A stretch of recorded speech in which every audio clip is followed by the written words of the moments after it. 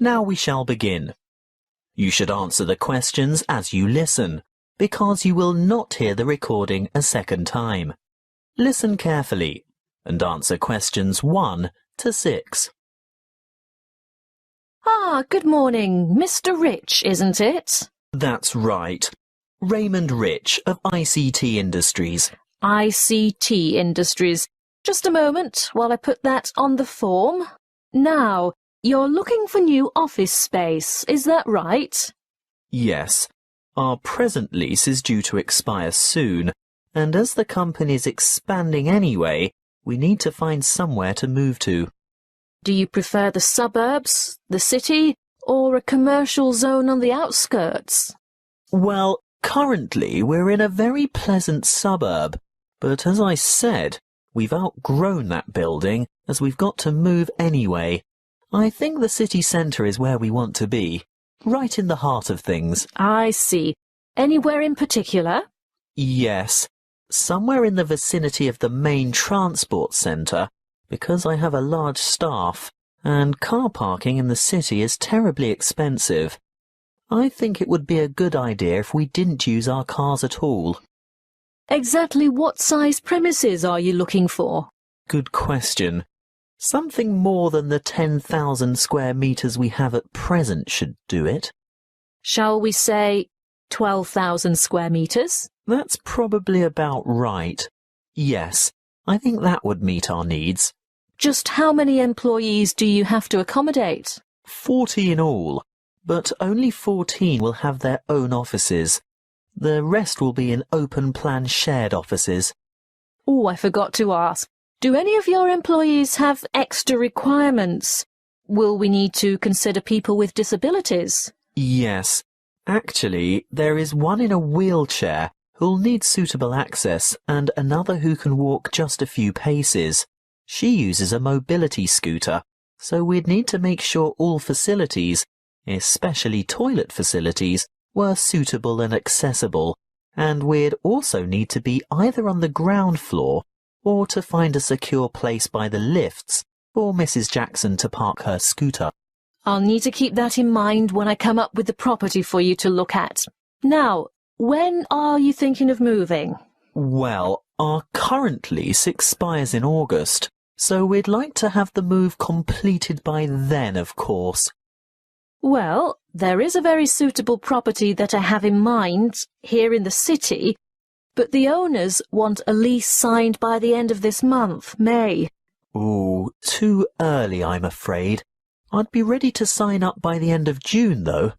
Shall we say signed up by the 1st of July and moved by the end of that month?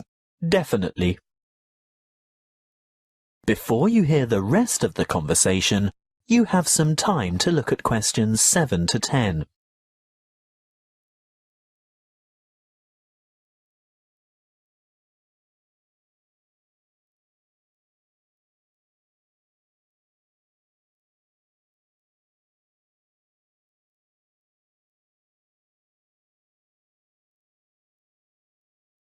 Now listen and answer questions 7 to 10.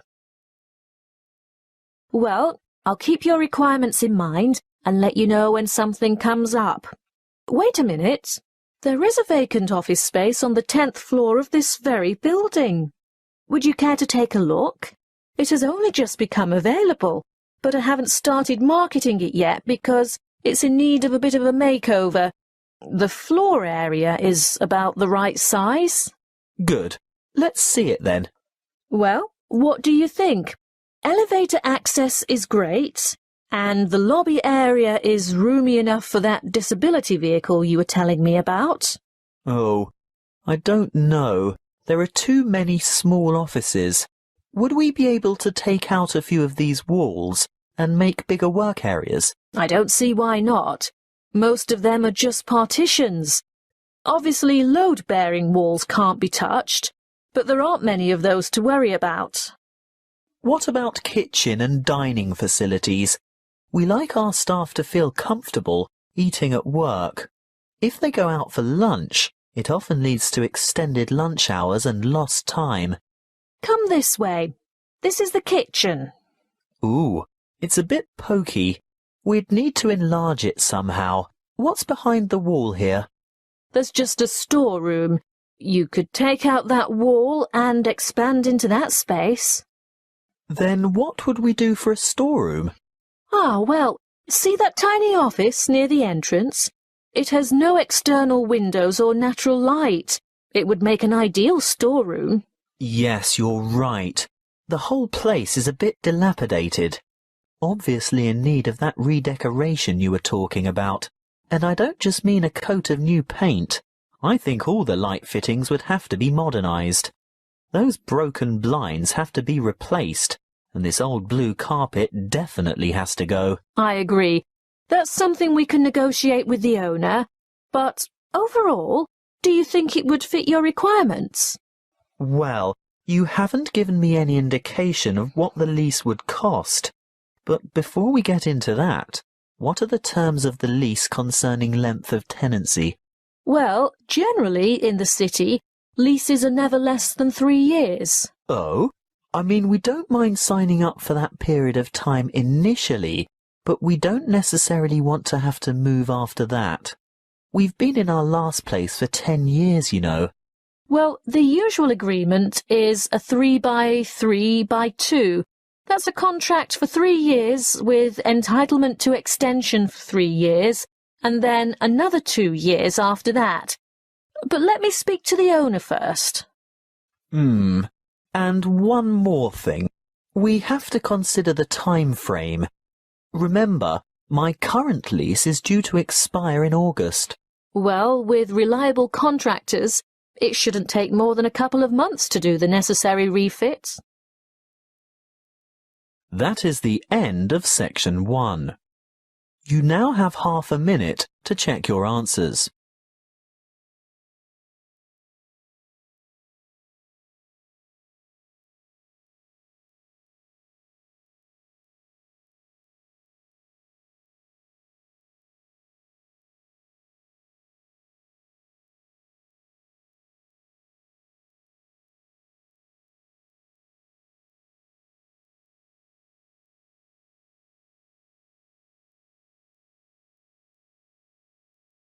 Now turn to section 2. Section 2. You will hear a student counsellor giving information and advice about further study.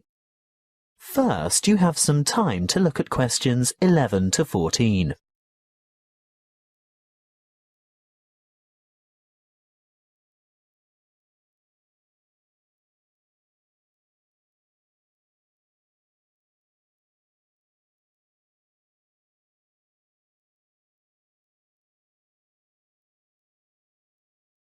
Listen carefully and answer questions 11 to 14. Are you thinking about further study? Well, listen to this before you make a decision. It will help you decide if going on to tertiary study is right for you, and it will help you make good decisions for the right reasons. It includes information about student life, what it will cost, and the different ways you can support yourself. What should you think about first? Well, obviously, you're thinking about tertiary study, and it's one of the biggest decisions you'll make in your life. What you decide now will affect the rest of your life. It's the last year of high school for most of you, and you're busy and under pressure. Perhaps you're thinking of going abroad, getting a job, or working for just a year or two to save some money before getting back to study. Let's assume you're choosing to continue studying next year. It's important that you set yourself goals and plan how you're going to achieve them. First off, career goals. What career do you want to pursue, or what is it your parents want you to do? Then, you need to think about employment opportunities at the end of your study. Will your qualification assist you in finding a rewarding job? Thirdly, course selection. Exactly what qualifications will you need? For instance, a degree, a diploma, or something else. Now we're down to study goals. The number of papers you can study at a time and what sort of grades you would like to attain. Before you hear the rest of the talk, you have some time to look at questions 15 to 20.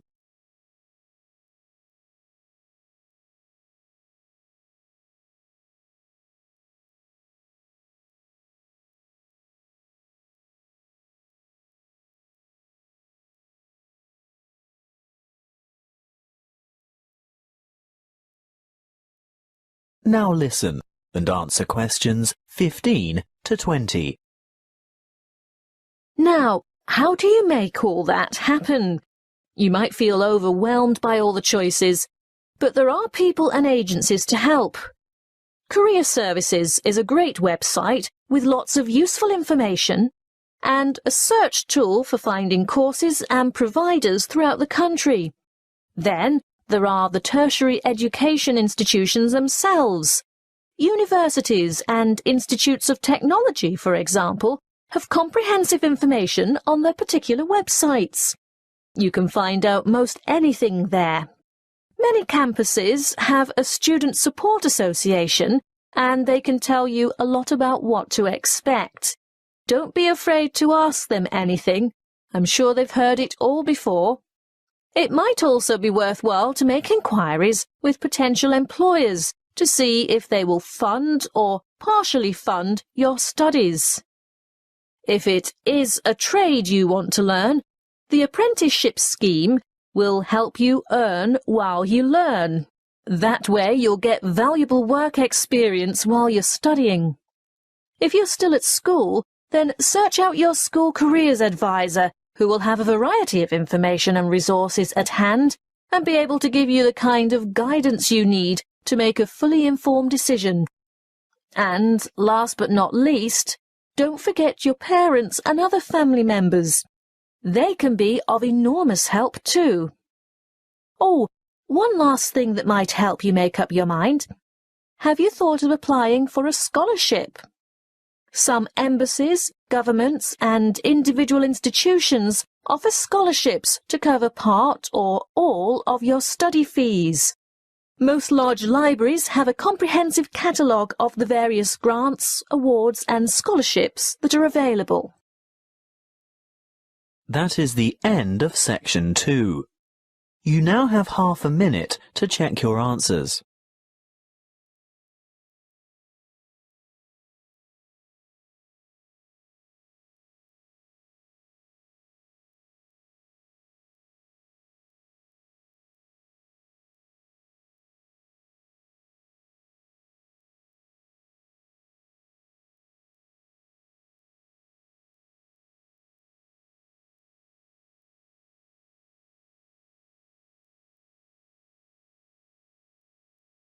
Now turn to section 3. Section 3. You will hear a tutor discussing with 2 students their research for a paper in cyber psychology. First, you have some time to look at questions 21 to 25.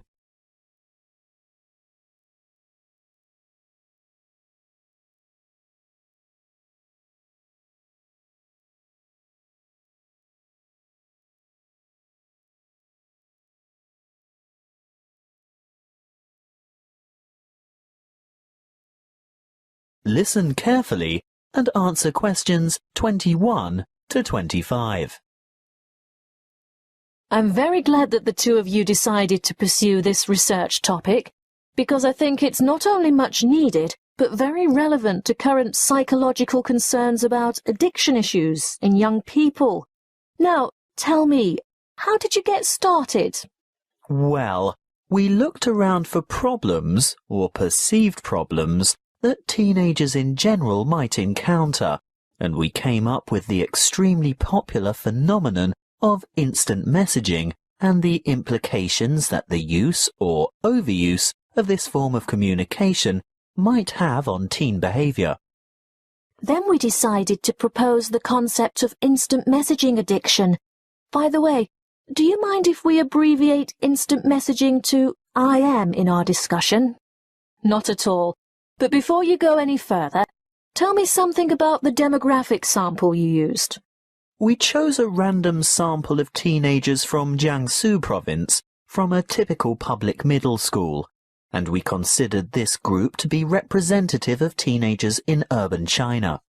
We distributed 500 questionnaires, and 450 were returned. The sample group was on average aged between 14 and 15 years. Internet addiction, or technological addiction as it's sometimes called, has been studied many times before. What makes your research different? Well, previous studies indicated that internet-dependent students are more likely to use instant communication, but we wanted to find out primarily whether IM addiction actually exists, and if so, what the symptoms are. And secondly, we wanted to know whether IM addiction could be predicted. And finally, whether addiction has an impact on academic performance. Quite a large undertaking. Tell me, what IM addiction symptoms did you identify among teenagers in your sample? We found 4 major IM addiction symptoms, which are remarkably similar to the symptoms used to identify substance dependence. Although here we're looking at behavioural addiction, not chemical addiction to drugs, alcohol or the like. Yes, loss of control was a significant factor, which indicates that the addicts had less self-discipline. They could not control the amount of time they spent on IM, and they neglected their schoolwork, as well as other responsibilities or obligations they might have. Obviously, academic performance was adversely affected. I'm sure that led to a lot of complaints from family and friends, not to mention teachers. Yes, of course. Another symptom was, as you would expect, a preoccupation with instant messaging. They would be annoyed if interrupted when chatting online, and they would feel depressed and moody when they couldn't. They would go without sleep in order to chat, and when they were offline, they would still be thinking about online chatting. As in chemical addiction, they would need to increase the dose, in this case of IM time, to get satisfaction. That sounds quite disturbing. Yes, and as you can imagine, loss of relationships due to overuse of IM was a factor too. The addicted teenagers would rather chat online than go out with friends or spend time with family, which jeopardized their social relationships and their educational opportunities. The fourth addictive factor we found was escape. These teenagers used IM as a form of escape from reality and responsibilities. Before you hear the rest of the conversation, you have some time to look at questions 26 to 30.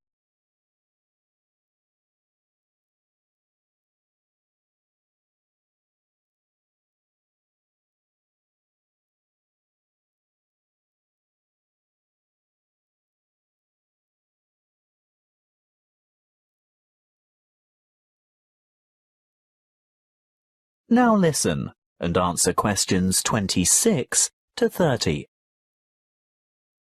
And can IM addiction be predicted? Well, we found a definite correlation between shyness and IM addiction. Not only shyness, but also a feeling of alienation was a predictor too. Alienation from family, peers, and school. So the more alienated they feel, the more they look for affection, friendship, and social support through IM. Exactly. But interestingly, what we found was that alienation was a predictor for addiction, but not necessarily related to a high level of IM use. How do you explain that? One possible explanation we considered was that those who were not alienated would communicate frequently with their friends through IM, but addicts, on the other hand, are probably looking for friendship through online chatting with strangers. Look, we're just about out of time. I'm really looking forward to reading your paper when you've finished it. But before I go, can you quickly sum up your conclusions? By looking at behavioural patterns and psychological characteristics, we were able to establish that there is a difference between high level of IM use and IM addiction as such. And that there are certain positive predictors for addiction. And our findings showed that teenagers' level of use of IM affected their academic performance. So you're saying that IM addiction detracts from the students' academic performance? That's what we set out to prove, and there's absolutely no doubt. Addicted students perform badly at school. But what we also found is that there is a correlation between the level of IM use and schoolwork. So not just the addicts suffer low scores? Precisely. Our results show that the higher the level of IM use, regardless of whether addiction is involved, the more negative impact there is on academic performance. Your research shows then that not only should teachers and parents be on the lookout for those teenagers who might be vulnerable to IM addiction, but that parents should pay close attention and provide proper guidance and monitor their teenagers' level of use of instant messaging. Yes, that's it in a nutshell. That is the end of section 3. You now have half a minute to check your answers.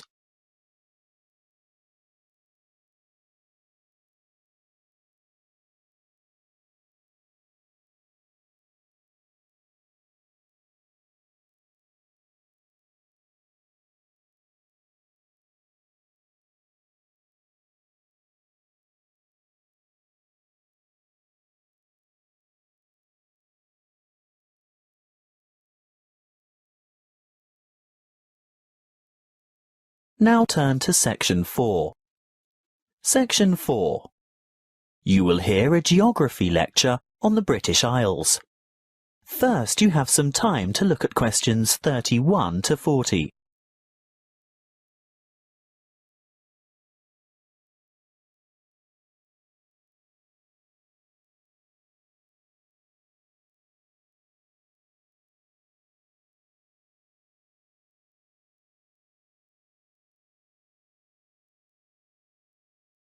Listen carefully and answer questions 31 to 40. Hello, I'm glad so many of you have turned out to hear what I have to say today about the British Isles, that area of the Eastern Atlantic that we Americans find so confusing. I'm afraid just looking at a map or a page in the atlas doesn't necessarily explain the geographic terminology. In referring to the British Isles, a word of apology for those of you of Irish descent, that is, those whose ancestors come from Ire, the Republic of Ireland. No matter how geographically accurate the place names that I use today are, some of you will be understandably upset to be included in anything termed British. I have a very useful image that might help you differentiate between the various labels that distinguish the political and geographic reality of the so-called British Isles. I want to show you a Venn diagram, which is a mathematical illustration that shows all the possible relationships between sets. Look at this Venn diagram, and you will see that the geographical terminology is in bold, while the political terms are in italics. See here the British Isles in bold and the British Islands in italics. The aim of this lecture is to explain the meanings of and relationships among those terms. In geographical terms, you will see that the British Isles is an archipelago made up of the two large islands of Great Britain and Ireland, and including many smaller surrounding islands. Of course, you can't tell from the Venn diagram the true comparative size of these islands. You'll need to look at the map for that.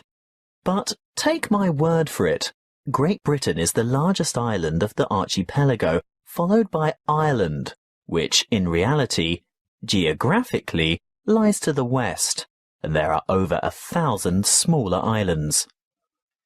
Now, in political terms, the United Kingdom of Great Britain and Northern Ireland is the constitutional monarchy, which includes the island of Great Britain, some small nearby islands, although not the Isle of Man or the Channel Islands, and the northeastern part of the island of Ireland.